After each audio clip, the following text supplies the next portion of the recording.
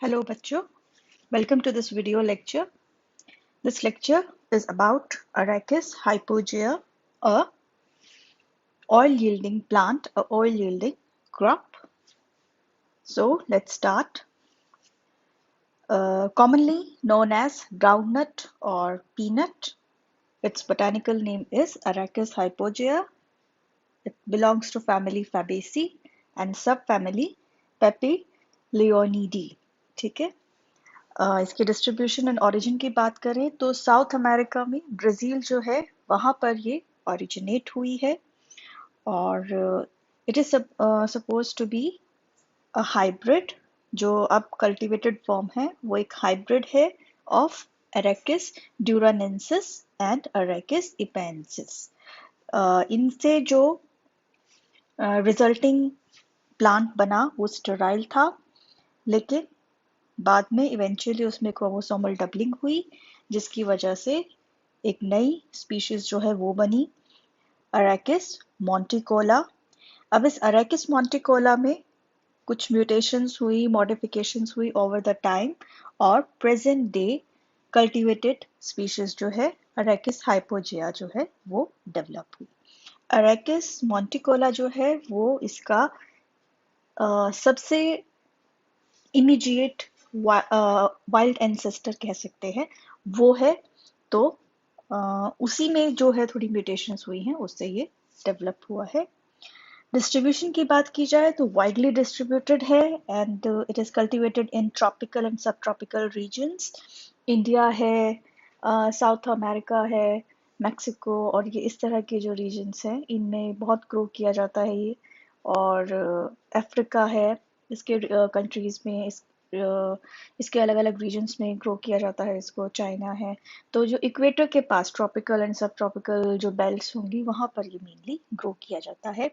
India में कहाँ पर ग्रो किया जाता है? उत्तर प्रदेश है, राजस्थान, मध्य प्रदेश, ये महाराष्ट्र, ये जो बीच के रीजन्स है यहाँ पर इसको ज़्यादा ग्रो किया जाता है.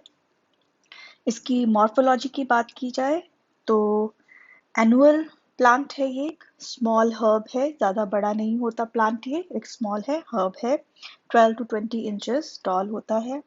रूट्स जो उसकी हैं वो नॉड्यूलेटेड होती हैं, नाइट्रोजन फिक्सिंग बैक्टीरिया प्रेजेंट होता है. फैबेसी फैमिली अगर ध्यान हो तो लेग्यूम है और उसमें नाइट्रोजन फिक्सेशन करने की कैपेसिटी होती है, इसके जो सारे मेंबर्स होते हैं. लीव्स की बात की जाए तो पिनेटली कंपाउंड लीव्स होते हैं, हेयरी होंगे. लीव्स है, लीव्स शो निक्टिनास्टिक मूवमेंट, यानी कि रात को डार्क में लीव्स जो है वो बंद हो जाते हैं, स्लीप मूवमेंट दिखाते हैं. ठीक है. फ्लावर्स जो हैं येलो कलर के होते हैं, एक्सिलरी बॉर्न होते हैं, क्लस्टर्स में बनते हैं. ठीक है. और it last only for a day. Flower जो है वो खिलेगा और वो एक ही दिन के लिए होता है, बाकी फिर आगे अगर या तो बाद में वो फ्रूट बनने के लिए, सीड बनने के लिए उसमें फर्टिलाइजेशन हो जाती है और वो दोबारा से बंद हो जाता है. ठीक है. फ्लावर जो है सेसाइल होते हैं, उसके एक स्टॉक लाइक स्ट्रक्चर होता है जो एक्चुअल में स्टॉक नहीं होता, वो एलोंगेटेड जो फ्लोरल कप है वो होता है. ठीक है. तो फ्लावर सेसाइल होगा, एक्सिल से अटैच्ड होगा, एक्सिल से जो है एक एलोंगेटेड फ्लोरल कप जो है वो बनेगा, उसके ऊपर बाकी के फ्लोरल पार्ट्स जो हैं वो डेवलप होते हैं. यहाँ पर ये देख सकते हो, ये एक फ्लावर है. और एक और बात, जो फ्लावर्स हैं वो ज़्यादातर क्लोज टू ग्राउंड डेवलप होते हैं. ठीक है. ग्राउंड के पास डेवलप होते हैं. तो यहाँ देख सकते हो लीव्स जो है वो भी हेयर्स से कवर्ड है, स्टेम है वो हेयरी है और नीचे येलोइश कलर का एक फ्लावर है ग्राउंड के पास. सम फ्लावर्स जो है, some flowers they develop underground. ठीक है. उनमें सेल्फ पॉलिनेशन होती है यूजुअली, तो अगर वो अंडरग्राउंड भी डेवलप होते हैं तो पॉलिनेशन की कोई इसमें इशू नहीं होता क्योंकि सेल्फ पॉलिनेशन होता है. फ्रूट्स जो हैं वो जियोकार्पी दिखाते हैं. जियोकार्पी में क्या होता है, यानी अंडरग्राउंड ग्रो करते हैं वो. ठीक है. अबव द ग्राउंड वो डेवलप नहीं होते। फर्टिलाइजेशन के बाद एक्चुअल में क्या होता है, जो ओवरी है it gets pushed downward, ovary नीचे की तरफ पुश हो जाती है into the soil through gynophore elongation. Gynophore जो है ओवरी का ही एक स्ट्रक्चर है, उसी का पार्ट होता है जो एलोंगेट होता है, नीचे की तरफ जाता है और नीचे की तरफ जो है ओवरी को लेकर चला जाता है। ठीक है, ओवरी अंडरग्राउंड इस तरह से डाउनवर्ड मूव हो जाती है। ठीक है, और फ्रूट क्या है, एक पॉड है, जो फेबेसी फैमिली होती है उसमें फ्रूट पॉड होता है, इंडिहाइसेंट टाइप का होता है। 1 to 4 सीड्स प्रेजेंट होते हैं एक पॉड में। जो फ्रूट है उसकी जो शेल है, उसका जो कवरिंग है वो मेनली मीजोकार्प होता है। जो एक्सो और एंडोकार्प है वो बहुत ही कम प्रेजेंट होते हैं, कम अमाउंट में प्रेजेंट होते हैं, ज़्यादातर मीजोकार्प होती है। ड्राई होती है mesocarp and it is with several covered with several veins. अगर ध्यान हो, मूंगफली का जो कवर होता है, पॉड जो होता है, उस पर चेक्स जैसे बने होते हैं, लाइंस बनी होती है, क्रॉस लाइंस बनी होती है। वो एक्चुअल में जब फ्रूट राइप नहीं होता, यंग होता है, तब वो वेन्स जो है वहां से पास करती हैं, तो उनका ही इम्प्रेशन जब वो ड्राई हो जाता है तो वो रह जाता है। ठीक है, वही जो है ड्राइड वेन्स जो हैं वो उसमें इस तरह से लाइंस की जैसे दिखती हैं पॉड के ऊपर। बाकी फ्रूट में thin paper like seed coat होता है ब्राउन कलर का, जिसको हम मूंगफली जब हम इसका सीड निकालते हैं तो उसके ऊपर बहुत ही पतला पेपर लाइक कवरिंग होती है ब्राउन कलर की, उसको हम रिमूव करते हैं, छिलका जिसको कहते हैं, वो रिमूव करके हमें अंदर प्रॉपर जो सीड है वाइटिश या ब्राउनिश कलर का, पेल कलर का, वो दिखता है हमें। और वो जो होते हैं वो दो स्ट्रक्चर्स जो है वो कॉटिलेडन्स होते हैं, बड़े लार्ज कॉटिलेडन्स है, और उनके अंदर प्रेजेंट होते हैं prominent radical and plumule. Prominent radical and plumule का मतलब बड़े साइज में इजीली विजिबल जो है रेडिकल एंड प्लूम्यूल होते हैं, जो कि एम्ब्रियो का पार्ट है। ठीक है, यहाँ देख सकते हो डायग्राम है। इधर लेफ्ट साइड में देखो, एक एक फ्लावर, सिंगल फ्लावर जो है उसका एक डायग्राम बनाया है, येलो कलर के पेटल्स दिख रहे हैं, नीचे स्टेमन है, और एलोंगेटेड जो ये पेडिसल या स्टॉक लाइक जैसा स्ट्रक्चर दिख रहा है, ये एक्चुअल में पेडिसल या स्टॉक लाइक स्ट्रक्चर नहीं है।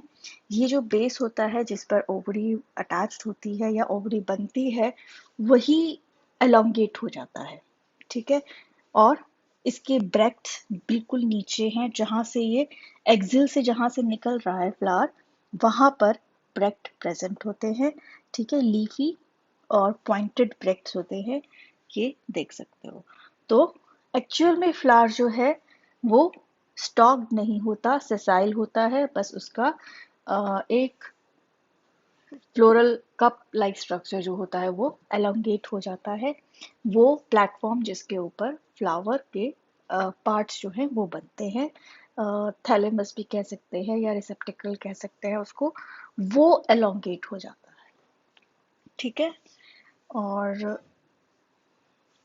यहाँ पर देख सकते हो जो फ्लावर है आफ्टर पॉलिनेशन जो है वो नीचे की तरफ मूव कर जाता है, उसकी ओवरी जो है नीचे की तरफ मूव कर जाती है, ऐसे स्टॉक लाइक स्ट्रक्चर्स बनाती है, और नीचे पॉड जो है उसमें ये मूंगफली के जो फ्रूट है मूंगफली का, वो नीचे ऐसे डेवलप होने लग जाता है।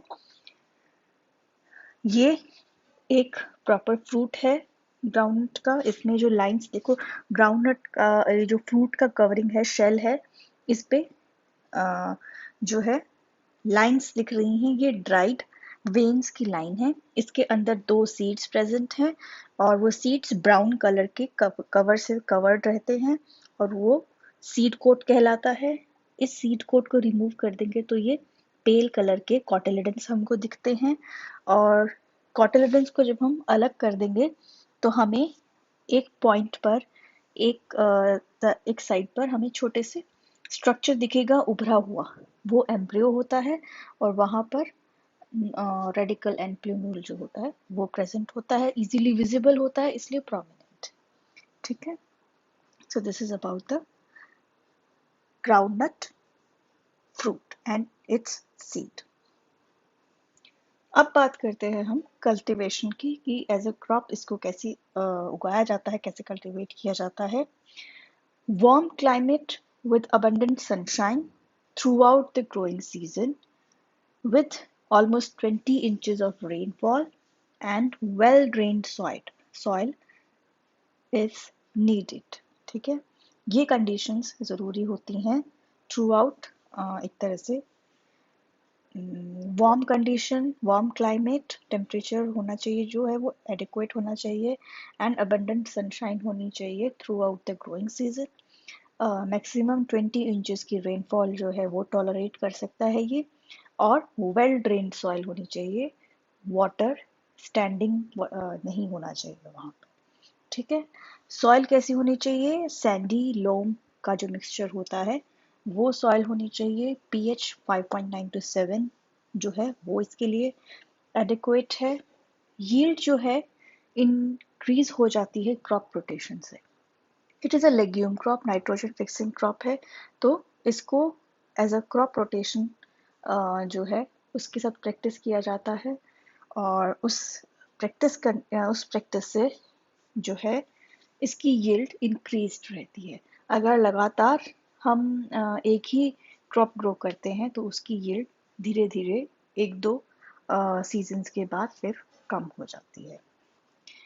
नाइट्रोजन एज अ फर्टिलाइज़र देने की इसको ज़रूरत नहीं होती, बाकी पोटेशियम, कैल्शियम, फास्फोरस, मैग्नीशियम और कुछ और माइक्रोन्यूट्रिएंट्स हैं वो हमको देने पड़ते हैं, प्रोवाइड कराने पड़ते हैं। और सीड्स जो हैं विदाउट कवरिंग, ये जो ब्राउन कलर की पेपर लाइक कवरिंग है, सीड कोट है, ये रिमूव कर दी जाती है। सिंपल कॉटिलेडन्स जो हैं ये ग्रो किए जाते हैं, या फिर प्लांट की कटिंग्स जो हैं वो यूज़ की जाती हैं कल्टीवेशन के लिए। हार्वेस्टिंग की बात करें तो 120 टू 150 डेज चाहिए होते हैं अरेकिस हाइपोजिया को।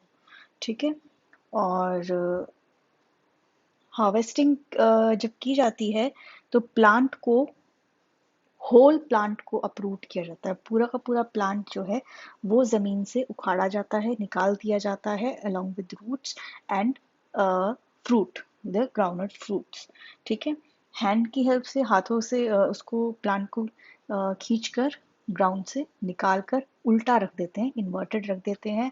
कुछ जगह पर मशीन से ये किया जाता है जिसमें वो एक शवल लेकर, शवल होता है मशीन के साथ अटैच, तो मशीन क्या करती है, जहाँ तक फ्रूट्स होंगे उससे थोड़ा सा नीचे तक मिट्टी के अंदर उसको खोदती है और प्लांट को बाहर निकाल देती है और उल्टा करके रख देती है, जिससे कि फ्रूट्स जो है वो ऊपर की तरफ एक्सपोज हो जाते हैं और जो ग्रीन लीफी स्ट्रक्चर था वो नीचे की तरफ चला जाता है। और हाथों से भी किया जा सकता है ये, और मशीन से भी किया जा सकता है। और इसको इन्वर्टेड करके रखने का पर्पस क्या होता है कि जो फ्रूट के अंदर मॉइस्चर प्रेजेंट है, फ्रूट का जो शेल है उसके अंदर जो मॉइस्चर प्रेजेंट है वो थोड़ा सा रिड्यूस किया जाता है नेचुरल सनलाइट में, उसको फील्ड में सॉइल के ऊपर ऐसे ही छोड़ दिया जाता है निकाल कर, और वो स्लोली ड्राई हो जाता है और मॉइस्चर जो है उसमें से लूज हो जाता है नेचुरली। ठीक है, उसके बाद जब वो सफिशिएंटली ड्राई हो जाता है, थ्रेशिंग की जाती है। थ्रेशिंग से क्या होता है, बंडल्स जो होते हैं प्लांट के, उनको एक जगह एक तरह से मारा जाता है जिससे कि जो फ्रूट है वो प्लांट से अलग हो जाए। ठीक है, और जो सेपरेटेड फ्रूट्स हैं उनको कलेक्ट कर लिया जाता है। और मॉइस्चर का यहाँ पर बहुत ज़्यादा ध्यान रखना होता है। अगर मॉइस्चर अगर मॉइस्चर हो जहाँ पर ये फ्रूट्स रखे जा रहे हैं, तो उसके अंदर एक मोल्ड फंगस जो है वो ग्रो कर सकती है, वो उसको इन्फेक्ट कर सकती है। और उस फंगस का नाम है एस्परजिलस फ्लेवस, और ये एक टॉक्सिक एंड कार्सिनोजेनिक सब्सटेंस जो है सेक्रीट करती है, बनाती है, वो है एफ्लाटॉक्सिन। तो इसकी वजह से ये हार्मफुल हो सकता है। तो इस वजह से फ्रूट्स को सेपरेट करने के बाद ड्राई स्टोरिंग कंडीशंस में जो है इसको स्टोर किया जाता है। So this is the plant. Harvesting से पहले ये ऐसे सॉइल के अंदर होगा और बाद में क्या करेंगे, इसको खींचकर बाहर निकाल लेंगे प्लांट को और इन्वर्ट करके इस तरह से ऐसे ही सॉइल के ऊपर रख देंगे और कुछ 1-2 दिनों के लिए यहाँ पर इसको ऐसे ही रखे रहने देते हैं ताकि वो जो फ्रूट या जो दिख रहे हैं ये इनका मॉइस्चर लूज हो जाए। अब यहाँ पर बात आती है ऑयल एक्सट्रैक्शन की कि हाँ इससे ऑयल कैसे एक्सट्रैक्ट किया जाता है। तो सबसे पहले तो शेल जो है फ्रूट है की कवरिंग जो है उसको रिमूव किया जाएगा। उसको रिमूव करने के बाद हस्किंग का जो है प्रोसेस होता है, हस्किंग एंड क्लीनिंग। उसमें क्या होगा, जो पेपरी ब्राउन कलर की जो सीड कोट है वो रिमूव की जाती है। उसके बाद उस सीड कोट से रिमूव करके उसको थोड़ा सा वार्म किया जाता है सीड्स को और फिर उसको प्रेसिंग मशीन में फीड कर दिया जाता है और उससे फिर जो है ग्राउंडनट ऑयल या पीनट ऑयल ऑब्टेन होता है। ये वो मशीन है जिसमें सीड्स को डाला जाता है। ऊपर देखो सीड होपर लिखा है, वो एक स्ट्रक्चर है जिसके अंदर सीड्स को डालते हैं और नीचे एक स्क्रू का एक्सपेलर होता है। तो जैसे जैसे एक मोटर लगी है, गियर बॉक्स है, वहां पर एक मोटर होती है, वो स्पिन करती है और जब वो स्पिन करती है उससे अटैच होता है ये स्क्रू एक्सपेलर। तो जब ये मूव करता है इसके जो कॉइल्स हैं उसमें साथ साथ सीड मूव करता जाता है और वो प्रेस होता जाता है, उसके ऊपर प्रेशर पड़ता जाता है और जैसे जैसे प्रेशर डलता जाएगा उसमें से ऑयल जो है बीच बीच में से निकलने लगेगा और वो ऑयल कैनाल्स के थ्रू कलेक्ट कर लिया जाता है। और लास्ट में जब वो स्क्रू के एंड में पहुंचता है, जो जो भी बचा कुचा जो होता है सब्सटेंस, वो फिर जो है नोजल से उसको रिमूव कर दिया जाता है और वो एज अ मील, ग्राउंडनट मील जो है वो आगे फिर कैटल फीड के लिए यूज किया जाता है। ये वो मशीन है। यहाँ अंदर देख सकते हो ये स्क्रू टाइप कॉइल्स इसमें प्रेजेंट होते हैं। जब ये कॉइल मूव करते हैं तो इनके बीच में जो सीड्स फंस जाते हैं तो वो भी साथ साथ मूव करते हैं और धीरे धीरे ये पतला होता जाता है, नैरो होता जाता है और जैसे जैसे नैरो होता जाएगा इनके ऊपर प्रेशर डलता जाएगा और जैसे जैसे प्रेशर डलता जाएगा ये ऑयल जो है वो रिलीज करते जाएंगे और वो कलेक्ट कर लिया जाता है। तो ग्राउंडनट ऑयल और ग्राउंडनट मील जो है वो हमें मिलती है जब हम इसका ऑयल एक्सट्रैक्ट करते हैं और मील जो है वो कैटल फीड के लिए यूज हो सकता है। So this was about groundnut, it's origin and distribution, its morphology, cultivation and harvesting। अब आप लोगों को एक काम करना है, वो ये है कि जो ग्राउंडनट ऑयल है उसका न्यूट्रिएंट कंटेंट क्या है, ठीक है, और उसके यूजेस क्या है। सिर्फ ग्राउंडनट ऑयल यूजेस सिर्फ ग्राउंडनट ऑयल के नहीं बताने, यूजेस पूरे ग्राउंडनट के बताने हैं और ऑयल का न्यूट्रिएंट कंटेंट क्या है, उसमें क्या चीज़ें हाई हैं, क्या चीज़ें बहुत ज़्यादा किस चीज़ों में बहुत ज़्यादा रिच है वो और क्या उनका फ़ायदा होता है, ये आपको ऑलमोस्ट 10 मार्क टाइप का एक क्वेश्चन वो प्रिपेयर करके रखना है अपने असाइनमेंट्स में। उसको सबमिट करने की ज़रूरत नहीं है। आपके साथ जो मटेरियल है, स्टडी मटेरियल, वो पहले ही शेयर किया जा चुका है, तो उसको देखो एक बार। उसमें से ग्राउंडनट के बारे में, उसका सीड कंटेंट क्या है, न्यूट्रिएंट कंटेंट क्या है, ऑयल कैसा होता है, उसकी क्या प्रॉपर्टीज़ हैं और पूरे ग्राउंडनट प्लांट का यूज़ क्या होता है, वो चीज़ आपको कवर करके अपने आज असाइनमेंट नोटबुक में करनी है, उसको लिखना है, ठीक है। So this was about groundnut a oil yielding crop, ठीक है। Okay then, take care, have a good day.